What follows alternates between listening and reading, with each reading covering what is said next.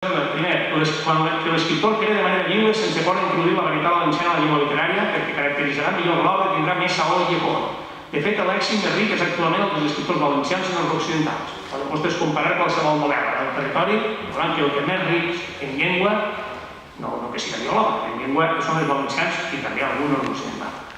Que no tinga por, que no l'entenguen en altres parts del territori, com dia Fuster, perquè si l'obra és bona i d'eixa manera s'escriu arrelat al poble o serà millor, tots el llegiran com llegen a unes cellers, un altre com per gent particular, o com qualsevol creador important de qualsevol llengua. El receptor, tinga la procedència que tinga l'obra, accepta totes les innovacions lèxiques i morfosintàctiques si no dissonen dins del conjunt de la novel·la i ajuden a la versemblança de la història, si aquesta és viva, i ajuden a realitzar els recursos estilístics i a ser més expressiu.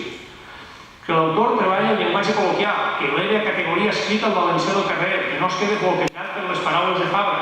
Així Fabra fa un contrasentit. Diu Fabra, valencià, acosteu-vos als vostres clàssics. I què fa Fabra a la seva nomenclatura? Partir de la llengua del carrer, especialment el morfosintaxi lèxic, sense por de separar les classes. És a dir, que ens diuen a nosaltres que ens basem en els clàssics i ell es basa en el català modern del segle X. Això és un contrasentit. Normal en totes les llengües modernes és partir de la llengua del carrer.